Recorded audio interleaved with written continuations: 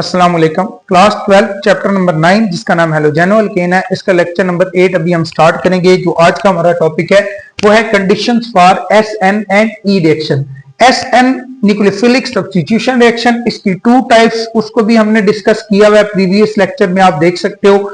ई मतलब elimination reaction, इसकी भी टू टाइप्स को हमने डिस्कस किया हुआ है, E1 एंड E2। अब ये चारों टाइप्स हमने डिस्कस की हुई है। फिर फर्दर हमने ये भी देखा कि जो अल्काइल हैलाइड है वो SN की दोनों टाइप में से SN1 या SN2, इन दोनों में से किस को ज्यादा इजीली फॉलो करता है और ये किन फैक्टर्स के ऊपर डिपेंड करता है, ये चीजें भी हमने डिस्कस की हुई हैं। फिर E1 और E2 में से अल्काइल हैलाइड E1 को इजीली फॉलो करता है या E2, इन दोनों के कंपैरिजन भी हमने देखा हुआ है। लेकिन जो आज हमने यहां डिस्कस करना है वो ये डिस्कस करना है कि SN की दोनों टाइप्स SN1 और SN2, इन दोनों टाइप्स और E1 E2, इन दोनों टाइप्स, टोटल हमारे पास 4 टाइप्स बनी। इन 4 टाइप्स में से अल्काइल हैलाइड इन 4 में से किस मैकेनिज्म को इजीली फॉलो करेगा, यही आज हमने कंपैरिजन देखना है। और ये डिपेंड करता है 3 चीजों के ऊपर जो अभी हम डिस्कस करेंगे। सबसे पहले उसमें आता है अल्काइल हैलाइड का इफेक्ट। अब अल्काइल हैलाइड का स्ट्रक्चर उस पे भी डिपेंड करेगा कि alkyl halide SN1, SN2, E1 और E2 में से कौन से मैकेनिज्म को फॉलो करेगा। सबसे पहले आपके पास जो अल्काइल हैलाइड है उसमें प्राइमरी अल्काइल हैलाइड को देख लेते हैं, जिसको 1 डिग्री अल्काइल हैलाइड भी कहते हैं। अब आपको पता है 1 डिग्री अल्काइल हैलाइड नॉर्मली उसमें हैलोजन जिस कार्बन से अटैच होता है वो फर्दर एक कार्बन से अटैच होता है। ऐसे जो प्राइमरी अल्काइल हैलाइड है वो SN2 रिएक्शन को या मैकेनिज्म को ज्यादा फॉलो करते हैं। वो उसमें न्यूक्लियोफाइल की स्ट्रेंथ एज सच कोई डिपेंड नहीं कर रही होती कि न्यूक्लियोफाइल स्ट्रांग है, ये वीक है। और जो हमारे पास प्राइमरी अल्काइल हैलाइड है ये E1 और SN1 मैकेनिज्म को फॉलो नहीं करते। वो भी रीजन लिखी हुई है क्योंकि E1 और SN1 के लिए कार्बोकेटाइन का स्टेबल होना जरूरी है और प्राइमरी अल्काइल हैलाइड एक स्टेबल कार्बोकेटाइन की फॉर्मेशन नहीं करते। अब यहां से ये बात तो समझ आई, E1 और SN1 mechanism primary alkyl halide के लिए फॉलो करना आसान नहीं है। अब SN2 हमने यहां देखा कि SN2 को ये फॉलो ज्यादा करता है, इजीली करता है। पर क्यों करता है? इसके साथ साथ देखो ना, E1 चलो निकल गया, SN1 भी निकल गया, लेकिन E2 मैकेनिज्म हमारे पास है। अब E2 को फॉलो नहीं करता, SN2 को क्यों फॉलो करता है? उसकी रीजन ये है क्योंकि जो अल्काइल हैलाइड है उसके जहां से लिविंग ग्रुप लीव कर रहा होता है उसके अपोजिट साइड से जो न्यूक्लियोफाइल है उसके लिए, चाहे वो वीक न्यूक्लियोफाइल है, उसके लिए अटैक करना बहुत इजी होता है उस कार्बन के ऊपर जिसके ऊपर हैलोजन अटैच होता है। ये अब आप प्रीवियस लेक्चर सुनोगे तो ये बातें आपको तब सही समझ आएंगी। यहां पे डायरेक्टली इस लेक्चर को सुनते हुए आपको, मेरा नहीं ख्याल कि आपको सही से समझ आ रही होगी। तो आप इसके जो SN1 मैकेनिज्म, SN2 या ये सारी जो 4 टाइप्स हैं ये आपको पता होंगी, तो उसके बाद ये चीजें आपको आसानी से समझ आ सकेंगी। खैर, अब आपने ये चीज पढ़ी हुई है कि SN1 मैकेनिज्म एक स्टेप में होता है। एक साइड से लिविंग ग्रुप लीव कर रहा होता है और दूसरी साइड से न्यूक्लियोफाइल अटैक भी कर रहा होता है। क्योंकि प्राइमरी अल्काइल हैलाइड में कोई बल्की ग्रुप्स नहीं होते, इस वजह से न्यूक्लियोफाइल इजीली अटैक कर सकता है। और साथ जो हमारे पास E2 मैकेनिज्म उसको ये फॉलो इसलिए नहीं करते क्योंकि जो हमारे पास वहां से जो कार्बन है, जिसके जो बीटा कार्बन है उसके साथ जो बीटा हाइड्रोजन होंगे उनको रिमूव करना बेस के लिए मुश्किल हो जाता है कंपैरेटिवली न्यूक्लियोफाइल के अटैक से। मतलब न्यूक्लियोफाइल का अटैक उस कार्बन जिसके ऊपर हैलोजन अटैच है उस पे अटैक करना इजी हो जाता है क्योंकि प्राइमरी अल्काइल हैलाइड में कोई बल्की ग्रुप्स नहीं होते। तो यही बातें यहां लिखी हैं। मोस्टली अंडरगो SN2 रिएक्शन, ज्यादा चांस ये है कि SN2 रिएक्शन को या मैकेनिज्म को फॉलो करेगा कौन? Primary alkyl halide. अब आगे क्या लिखा हुआ है? Occurs regardless of nucleophile strength. इसमें न्यूक्लियोफाइल स्ट्रॉन्ग है, वीक है, इस पे ये डिपेंड नहीं कर रहा होता। E1 एंड SN1 ये normally primary alkyl halide follow नहीं करते। क्यों नहीं करते? क्योंकि E1 और SN1 के लिए स्टेबल कार्बोकेटाइन का होना जरूरी है, लेकिन primary alkyl halide stable carbocation की फॉर्मेशन नहीं करते। अब सेकेंडरी अल्काइल हैलाइड होगा या 2 डिग्री अल्काइल हैलाइड, उसमें क्या होगा, reaction depend on nucleophile and base strength. अब इसमें जो न्यूक्लियोफाइल है या बेस, उनकी स्ट्रेंथ पे डिपेंड करता है। अब देखो, अगर हमारे पास स्ट्रॉन्ग न्यूक्लियोफाइल होगा ना, अब आपको ये बात पता है कि स्ट्रॉन्ग न्यूक्लियोफाइल होगा तो सब्स्टिट्यूशन रिएक्शन के चांस ज्यादा है, और स्ट्रॉन्ग बेस होगा तो उसके एलिमिनेशन के चांस ज्यादा है। अगर हमारे पास स्ट्रॉन्ग न्यूक्लियोफाइल है ना, स्ट्रॉन्ग न्यूक्लियोफाइल, तो वो इजीली क्या करेगा, अटैक करेगा। और अगर वीक न्यूक्लियोफाइल होगा तो पहले कार्बोकेटाइन बनेगा, अगर कार्बोकेटाइन बनता तो SN1 फॉलो होता। लेकिन अगर स्ट्रॉन्ग न्यूक्लियोफाइल है तो वो फौरन से अटैक भी करेगा और साथ उसी टाइम लिविंग ग्रुप लीव भी कर रहा होगा, जिसकी वजह से SN2 मैकेनिज्म फॉलो होगा अगर न्यूक्लियोफाइल स्ट्रॉन्ग है। लेकिन बेस स्ट्रॉन्ग है तो वो बेस फौरन से बीटा हाइड्रोजन को रिमूव करेगा और E2 मैकेनिज्म फॉलो होगा। अब देखो, अगर हमारे पास न्यूक्लियोफाइल ही वीक है, अगर न्यूक्लियोफाइल वीक है तो वो आसानी के साथ कार्बोकेटाइन के ऊपर अटैक नहीं कर पाएगा। कार्बोकेटाइन तो खैर बाद में बनेगी, लेकिन जो जिस कार्बन पे हेलोजन अटैच है उस कार्बन पे न्यूक्लियोफाइल आसानी से अटैक नहीं कर पाएगा। उसकी वजह यह है कि वीक न्यूक्लियोफाइल है एक तो, और दूसरा सेकेंडरी अल्काइल हैलाइड में 2 अल्काइल ग्रुप्स हैं, वो इस वीक न्यूक्लियोफाइल को रिपेल करने की कोशिश करेंगे, जिसकी वजह से अगर वीक न्यूक्लियोफाइल होगा तो वीक न्यूक्लियोफाइल के लिए सूटेबल यह है कि पहले अल्काइल हैलाइड कार्बोकेटाइन बनाए। अगर कार्बोकेटाइन बनेगा तो SN1 मैकेनिज्म फॉलो होगा। अब आपने ये चीज पढ़ी हुई है कि SN1 तब भी फॉलो होता है जब रिएक्शन 2 स्टेप में होता है, और पहले स्टेप में कार्बोकेटाइन की फॉर्मेशन होगी।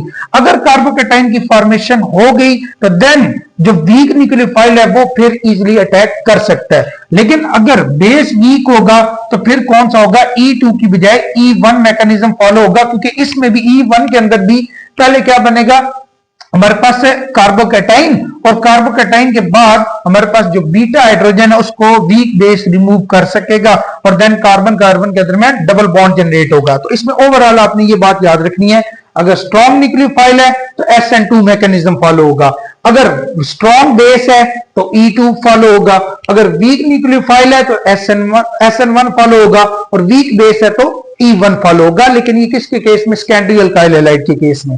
अब हमारे पास जो अल्काइल हैलाइड वो टर्शरी अल्काइल हैलाइड। अब ये पॉइंट नंबर 1 ही चलता आ रहा है, यहां तक ये पॉइंट नंबर 1 है, ये पॉइंट नंबर 2 बाद में। अब पॉइंट नंबर 1 में जो अल्काइल हैलाइड का स्ट्रक्चर है वो अगर टर्शरी अल्काइल हैलाइड हो, 3 डिग्री अल्काइल हैलाइड, तो उसमें अगर स्ट्रॉन्ग बेस होगा तो E2 रिएक्शन फॉलो होगा।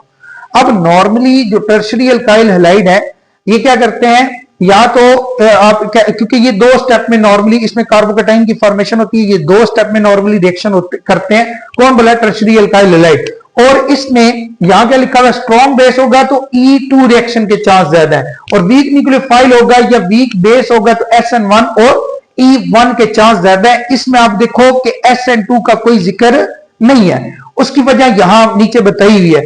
अगर हमारे पास स्ट्रॉन्ग बेस होगा तो फिर SN रिएक्शन के चांस तो बिल्कुल भी नहीं है, क्योंकि स्ट्रॉन्ग बेस क्या करता है, बीटा हाइड्रोजन को रिमूव करता है और कार्बन कार्बन के दरमियान डबल बॉन्ड की फॉर्मेशन करता है, जिसकी वजह से E2 की फॉर्मेशन होती है। और हमेशा जब भी बेस बहुत स्ट्रांग होता है E2 मैकेनिज्म ही फॉलो होता है। अब वीक न्यूक्लियोफाइल है या वीक बेस है, अगर वीक न्यूक्लियोफाइल है तो SN1 फॉलो होगा, और अगर वीक बेस है तो E1। लेकिन SN2 का कोई जिक्र नहीं है, उसको अभी हम डिस्कस करते हैं, क्योंकि SN2 क्या होगा, SN2 तब फॉलो होगा अगर हमारे पास जो न्यूक्लियोफाइल है वो वीक है, और उसके बाद जो टर्शियरी अल्काइल हैलाइड होते हैं उसमें 3 अल्काइल ग्रुप्स होते हैं, तो न्यूक्लियोफाइल के लिए अटैक करना क्या हो जाता है, मुश्किल हो जाता है। अब हमारे पास इसका मतलब यह हुआ कि SN1, क्योंकि पहले केस में कार्बोकेटाइन बनेगा तो उसके बाद फर्दर 3 अल्काइल ग्रुप्स की प्रेजेंस में न्यूक्लियोफाइल अटैक कर पाएगा।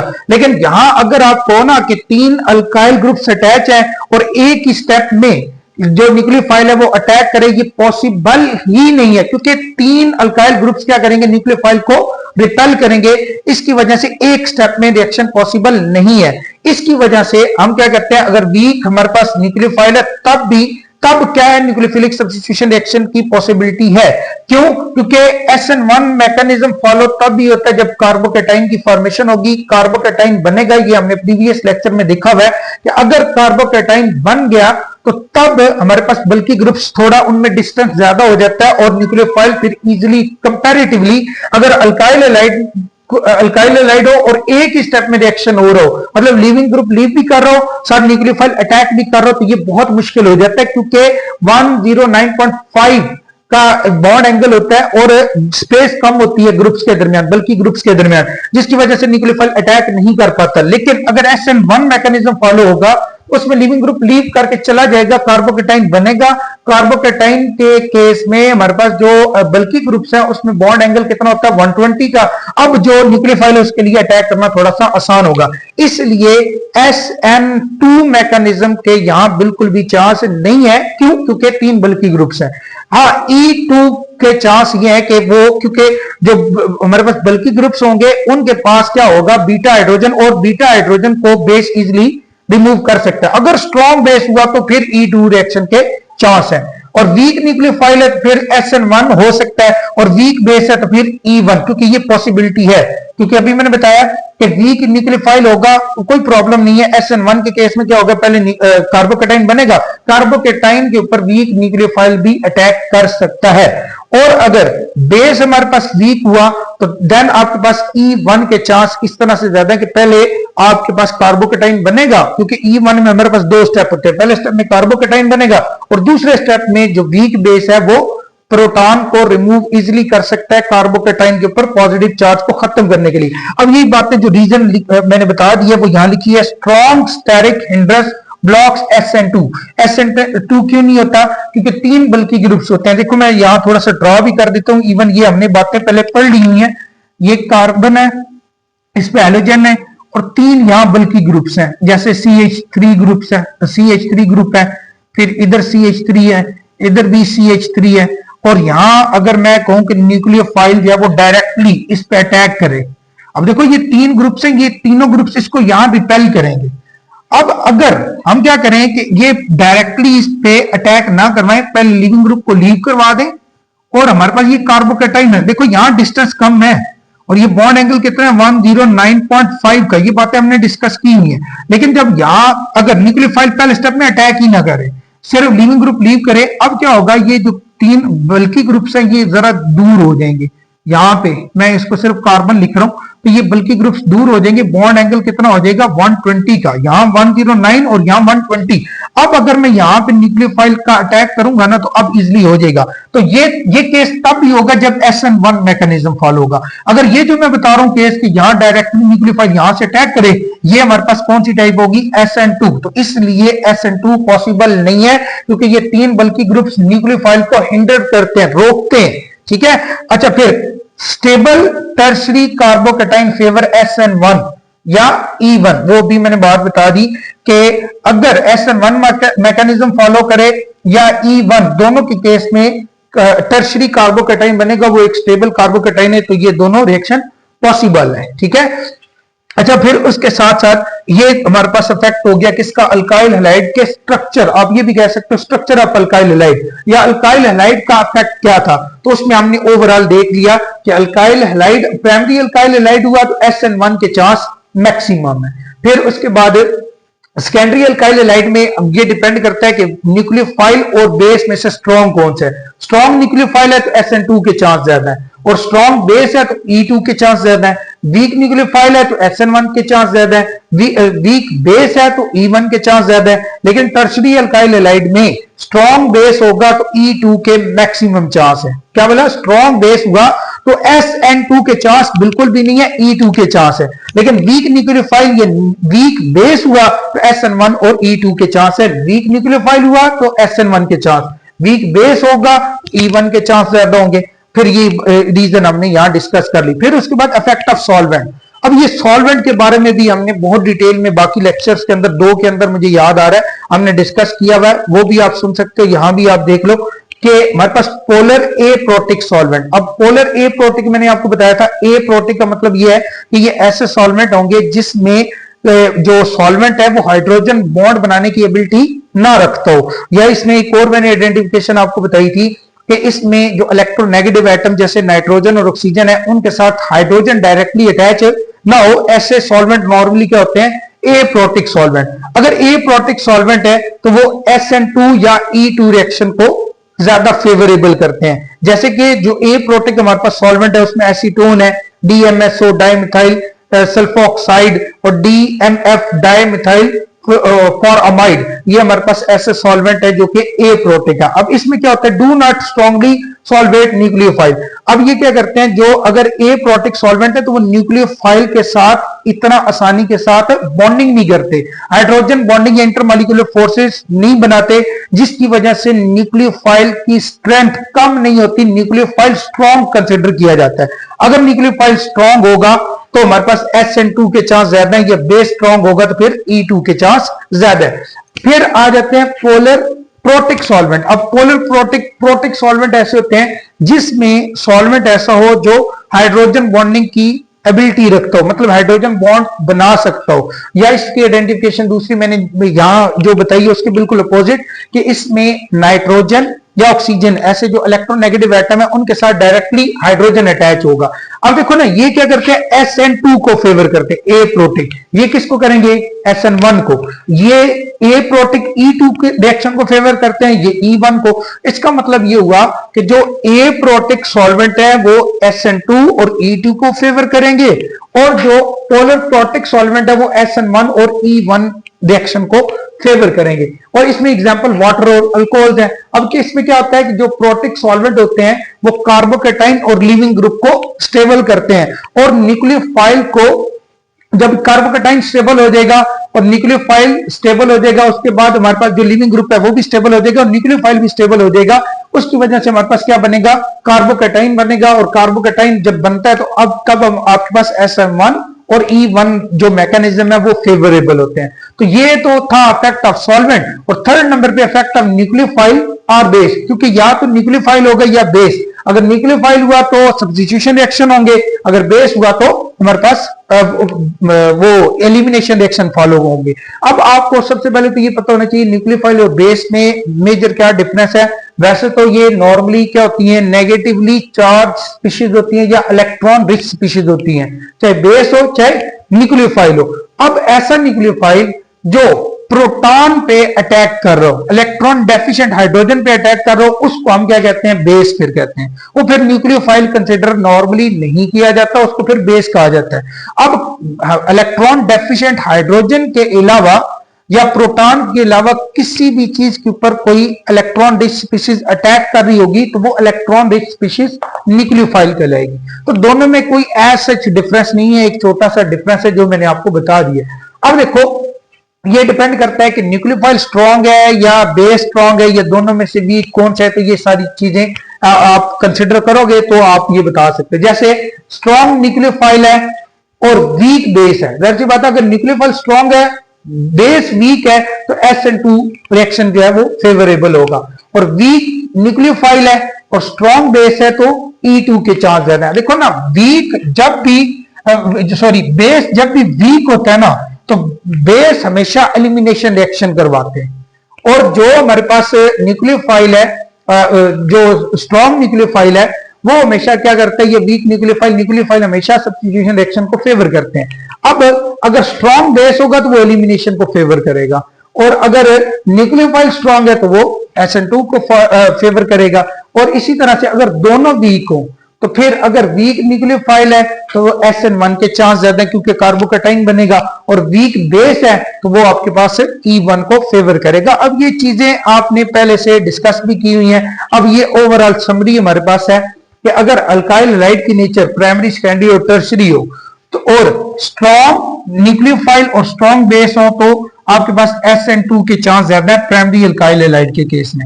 अब देखो ना, यहां ये जो देखो ना, इधर भी SN2 है इधर भी 2 है, स्ट्रॉन्ग न्यूक्लियोफाइल या बेस या वीक। अब देखो आपने यहां ये चीज पढ़ी हुई है कि प्राइमरी अल्काइल हैलाइड में न्यूक्लियोफाइल की स्ट्रेंथ पे कोई फर्क नहीं पड़ता, सिर्फ कौन सा रिएक्शन फेवरेबल है, SN2। तो प्राइमरी अल्काइल हैलाइड के केस में SN2 रिएक्शन ही फेवरेबल होगा, चाहे न्यूक्लियोफाइल या बेस स्ट्रॉन्ग है वीक है, इससे कोई फर्क नहीं पड़ता। ये बात हमने यहां डिस्कस कर ली हुई है।